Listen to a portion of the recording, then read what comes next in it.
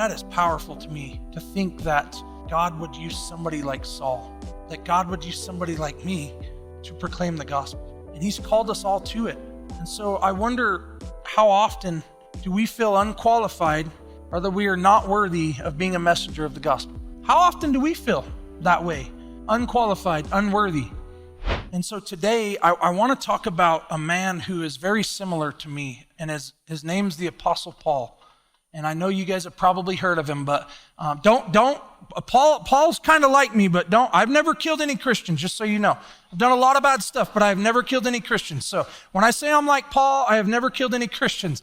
But as I've been praying through this, I've been praying through this for years, to be honest with you, like when I would be on the big stage, or big church, I call it, because I've done so much stuff with kids, kind of call it big church. But Paul has been near and dear to my heart for all throughout Scripture, and for many reasons. And so Paul faced some brutal roadblocks on his missionary journeys. And if you pay attention throughout this message, doesn't matter what Paul faced, he kept on moving on for the gospel. He kept on spreading it, no matter what he faced. And this man, he faced some brutal things on his missionary journeys. And so Paul was a very strict Pharisee. Paul was a very strict Pharisee that he persecuted Christians, and then he went on to be one of the greatest missionaries of all time. And so Paul was so instrumental in the Scriptures that there's 27 books in the New Testament, and he wrote 13 of them. That's a big deal. So you look all throughout the New Testament of 27 books, and the Apostle Paul wrote 13 of them. This man was instrumental in the Scriptures and instrumental in the mission of carrying the message of Jesus Christ. Paul, the Apostle Paul. So this man, to me, he's such a pivotal person in the Scriptures that I want to dig a little bit into his missionary journeys today. So Paul, don't get confused here. So at one time, Paul was called Saul, okay? So beginning in this message, we're talking about Saul. It is Paul. But I'll be very clear when his name changes over to Paul. So Paul, who was at the time called Saul, was studying Jewish law and tradition to become a rabbi. After Jesus' death, Saul was an opponent of the movement of Christ. And if you remember Stephen was the first Christian martyr. Stephen was one of the first persons who stood up for Jesus. Like, he was starting the movement of the church and these things. And so he ended up giving his life for it. And so Saul at that time, actually approved the stoning of Stephen, which was the first Christian martyr. And so when we look at, turn your Bibles to Acts. We're going to be in Acts. We'll be in Acts 8, 1 through 3 to start out, and we'll be kind of jumping around Acts. So if you get into Acts, we'll be right in there throughout the message. But so Stephen was willing to give up his life for the gospel. And Paul stood right there and approved of the stoning of Stephen. And Stephen was considered the first martyr for Christianity. And that's where we jump in Acts 8, 1 through 3. It says, "And Saul approved of their killing him. On that day, a great persecution broke out against the church in Jerusalem. All except the apostles were scattered throughout Judea and Samaria. Godly men buried Stephen and mourned deeply for him, but Saul began to destroy the church. Going from house to house, he dragged off both men and women and put them in prison." So you look at right here, Saul, he's doing everything he can to destroy the early church right away. So Stephen's trying to build the early church, and what is Saul doing? It says he begins to destroy the church. It says he's going from house to house and dragging men and women and putting them in prison. So pretty evil man at this point, right? Until one day, everything changed for Saul. And that's where we jump back in Acts 9, 1 through 6. So Saul, again, destroying the early church, dragging Christians off, throwing them in prison. And then in Acts 9, 1 through 6, it says, "Meanwhile, Saul was still breathing out murderous threats against the Lord's disciples. He went to the high priest and asked him for letters to the synagogues in Damascus, so that if he found any there who belonged to the way, whether men or women, he might take them as prisoners to Jerusalem. As he neared Damascus on his journey, suddenly a light from heaven flashed around him. He fell to the ground and heard a voice say to him, 'Saul, Saul, why do you persecute me?' 'Who are you, Lord?' Saul asked." This is interesting to me right here, that Saul's persecuting Christians. He's on the road to Damascus, and there's this aha moment that Jesus speaks to him. But prior to this, he was an opponent of the movement of Christ, right? But what does he respond? Saul, Saul, why do you persecute me? He says, who are you, Lord?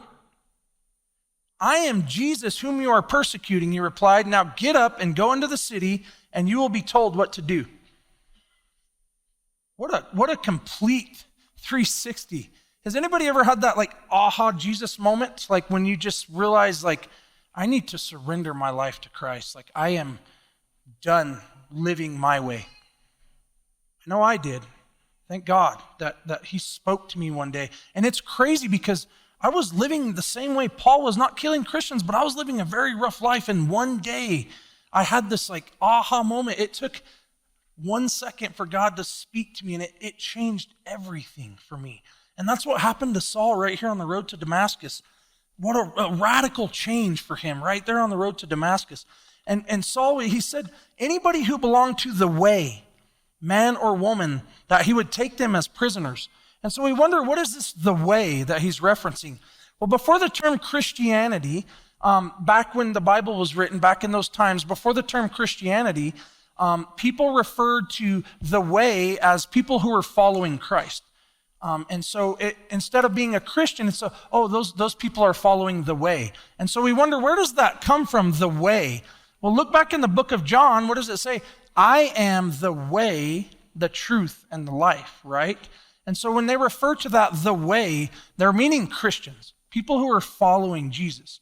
And so Jesus, he goes on to tell Saul, he commands him to go into the city, and see, Saul's blinded by this experience on the road to Damascus. He's blinded by the experience. So Saul's led in by hand because he's blind, but he's also willing to follow Jesus' order at this point. Because blind or not, he could have pushed back, right? But he's willing to follow Jesus' order. And he commands him to go into the city. And on the road to Damascus when he was blinded, so he's led in to the city. And it says, since Saul was blind, he was led into Damascus by hand.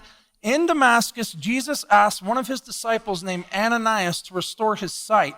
Look at what Ananias responds in Acts 9:13-16. It says, Lord, Ananias answered, I have heard many reports about this man and all the harm he has done to your holy people in Jerusalem. And he has come here with authority from the chief priest to arrest all who call on your name. So the Lord's telling Ananias to heal Saul. And what does Ananias say? He's like, wait a second. Do you know who this dude is? This is the one persecuting your church, God. Like, you want me to heal this man?